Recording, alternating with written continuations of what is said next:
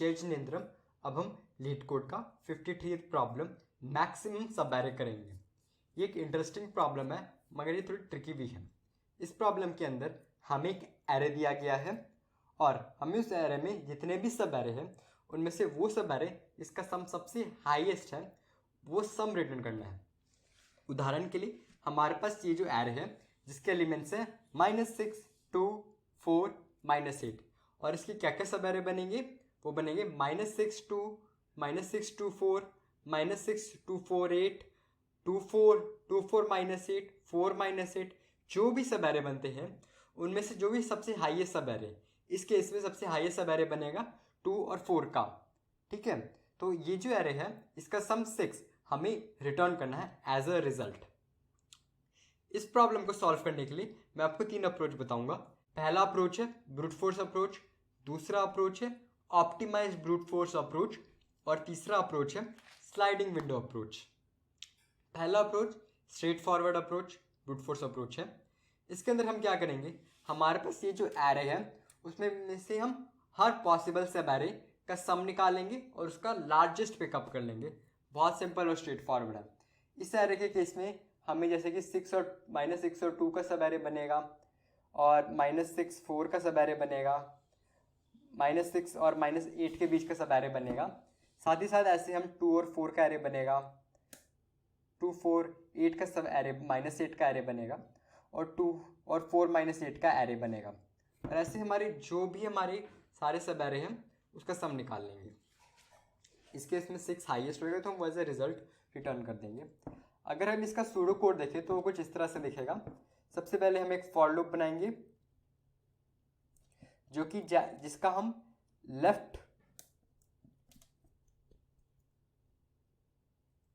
Left pointer है वो जाएगा 0 से लेके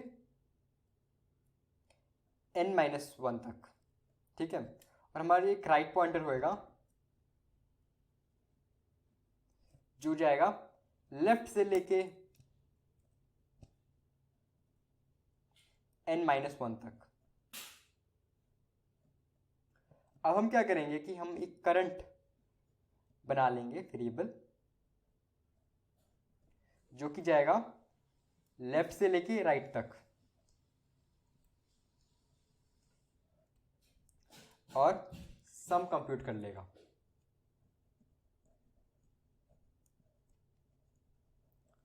और हम फिर इसमें से लार्जेस्ट सम निकाल लेंगे और उसको रिटर्न कर देंगे। अब इसकी टाइम कॉम्प्लेक्सिटी क्या है? अगर टाइम कॉम्प्लेक्सिटी की बात करें तो आप देख सकते हो कि इसके अंदर 3 लूप्स हैं और क्योंकि इसके अंदर 3 लूप्स हैं इसलिए इसकी टाइम कॉम्प्लेक्सिटी होगी बिग ऑफ n³। और अगर स्पेस कॉम्प्लेक्सिटी की बात करें तो आप देख सकते हो कि हम इसमें कोई भी एक्स्ट्रा स्पेस यूज ही नहीं कर रहे, तो इसलिए इसकी जो स्पेस कॉम्प्लेक्सिटी है वो कांस्टेंट रहेगी, बिग ऑफ 1 रहेगी। और अब हम नेक्स्ट अप्रोच के बारे में बात करते हैं जो कि है ऑप्टिमाइज ब्रूट फोर्स अप्रोच। इसके अंदर हम लोग कुछ एक शॉर्टकट लेंगे इस एल्गोरिदम में और आप देख सकते हो कि ये 4 एलिमेंट सब एरे का सम कंप्यूट करना है, तो ये जो पिछले 3 एलिमेंट हैं उसमें से -8 को बस ऐड करना है। ठीक है, तो इस शॉर्टकट को हम देख के हम लोग इसको ऑप्टिमाइज कर सकते हैं। हम क्या कर सकते हैं कि हम जा रहे हैं उसी टाइम ऐड कर दें।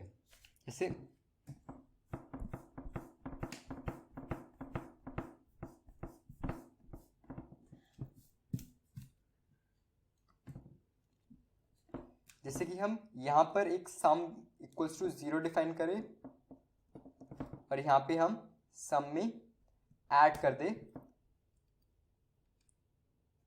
हमारा राइट एलिमेंट और फिर हम यहाँ पे कंप्यूट कर लें हमारा मैक्सम। तो अगर आप इस अप्रोच की बात करो तो इसकी टाइम कॉम्प्लेक्सिटी क्या होगी? इसकी आप टाइम कॉम्प्लेक्सिटी होगी बिग ऑफ n², क्योंकि इसमें 2 ही लूप्स हैं और स्पेस कॉम्प्लेक्सिटी अगेन कांस्टेंट रहेगी, बिग ऑफ 1 रहेगी इसके अंदर। और हम अब अगले अप्रोच में जाते हैं जिसका नाम है sliding window approach. Sliding window approach में इंट्यूशन यही है कि देखो एक स्लाइड क्या होती है, एक स्लाइड वो स्लाइड होती है जो आपने पार्क में देखी होगी, आपने झूला लिया होगा जो पार्क में होती है ना, स्लाइड कलरफुल सी, और अगर विंडो की बात करें तो वो विंडो जो आपने ट्रेन में देखी होगी वो होगी। और अब ये इमेजिन करो कि जो विंडो है वो स्लाइड से नीचे जा रही है, ठीक है। इसमें जो स्लाइड है वो कंपेरेबल है हमारे एरो के, और जो विंडो है वो कंपेरेबल है हमारे सब एरे के, ठीक है। तो जो मैं आपको बता रहा हूँ इसका सॉल्यूशन, वो उसका आपको लॉजिक आपको याद ही रखना पड़ेगा, लेकिन भविष्य में जब आपको इसका सॉल्यूशन वापस रिकॉल करना होगा तो आप याद रखेंगे कि जो हमारा स्लाइड है उसके अंदर से एक विंडो जा रही है, अगर उसको याद रखेंगे तो आपको जो जो भी स्टेप्स हैं वो आपके दिमाग में अपने आप ही आ जाएंगे। स्टेप्स कुछ इस एल्गोरिदम के कुछ इस तरह है। इसके अंदर हम क्या करेंगे, सबसे पहले हमारे पास दो वेरिएबल डिक्लेयर करेंगे। पहला वेरिएबल है मैक्स सम और दूसरा वेरिएबल है करंट सम। हम करंट सम को 0 इनिशियलाइज करेंगे और मैक्स सम को नेगेटिव इन्फिनिटी को इनिशियलाइज करेंगे। और फिर हम क्या करेंगे, हर एक एलिमेंट जो कि नम्स में है हम उसको इटरेट करेंगे और हम चेक करेंगे कि हमारे जो करंट सम वेरिएबल है वो लेस देन 0 है कि नहीं।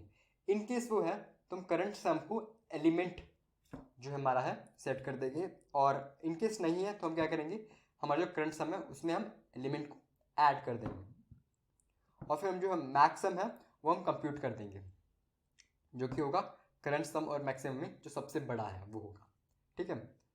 अब मैं आपको बाद में बताऊंगा कि ये अप्रोच क्यों वर्क करता है, पहले मैं आपको एक एग्जांपल के थ्रू वॉक थ्रू करता हूँ। तो एज एन एग्जांपल हम लेते हैं हमारा पुराना वाला ही एग्जांपल।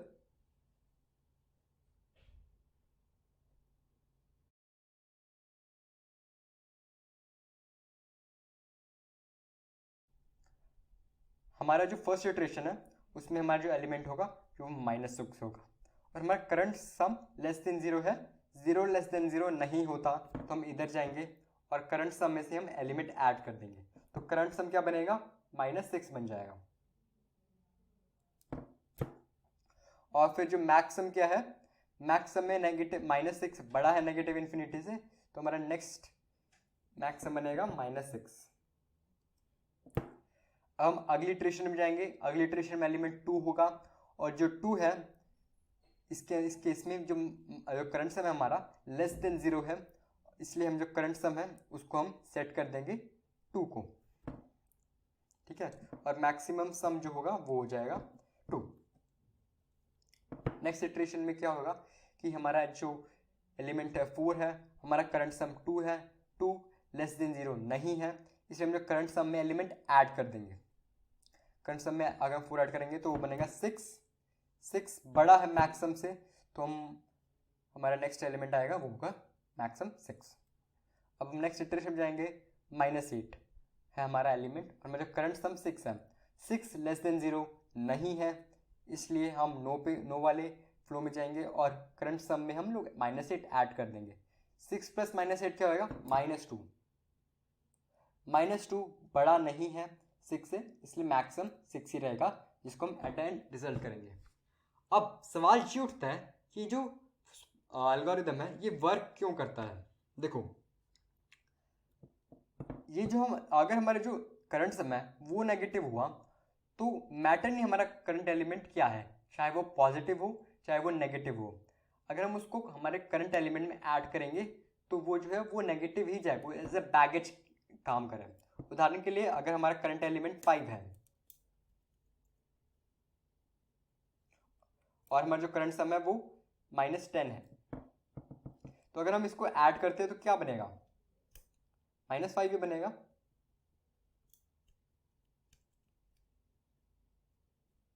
और अगर हमारा करंट सम जो है -5 है और हम उसमें -10 ऐड करते हैं तो क्या बनेगा, -15 है। तो आप देख सकते हो दोनों केस में जो हमारा जो करंट सम अगर नेगेटिव है वो एज ए बैगेज की तरह काम कर रहा है, हमारे जो करंट सम को जो है वो नीचे लेके जा रहा है, इसलिए हम इसको इग्नोर करने के लिए हम उसका एज एन एलिमेंट सेट करेंगे। और क्योंकि अगर और जब भी हम इग्नोर कर देंगे तो हमारा जो सम है वो बढ़ जाएगा। फॉर एग्जाम्पल अगर ये नेगेटिव है हमने इसे इग्नोर किया तो ये 5 आ जाएगा, और जो इधर नेगेटिव -10 है अगर हमने इसको इग्नोर किया जो -5 आ जाएगा, और ये जो है वो बड़े हैं उनके रिस्पेक्टिव एलिमेंट से। तो इसलिए इंट्यूशन यही है, अगर हमारा जो करंट सम है वो नेगेटिव जा रहा है तो हमारे मैक्सिमम सम को वो नीचे लेके जाएगा, इसलिए हम जो करंट सम है उसको इग्नोर कर देंगे। अब हम इसका कोड सॉल्यूशन देखते हैं वो कैसे होगा। इसके अंदर सबसे पहले हम क्या करेंगे, हम मैक्स सम और करंट सम वेरिएबल को इनिशियलाइज कर देंगे।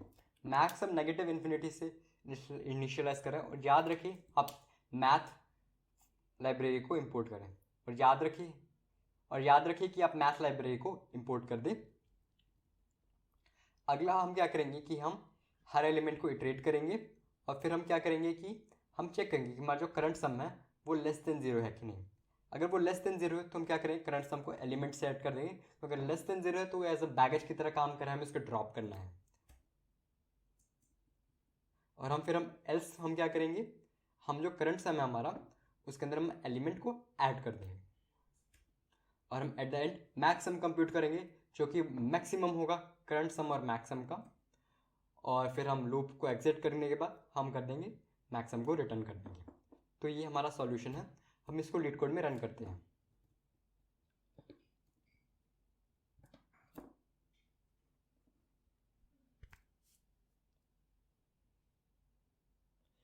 अब ये सक्सेस हो चुका है। ये जो कोड है इसका सॉल्यूशन आपको डिस्क्रिप्शन में मिल जाएगा। अब ये सक्सेस हो चुका है। ये जो सॉल्यूशन है अब ये सक्सेस हो चुका है। इस प्रॉब्लम का सॉल्यूशन आपको डिस्क्रिप्शन में मिल जाएगा इस वीडियो के। इस वीडियो को देखने के लिए आपका धन्यवाद।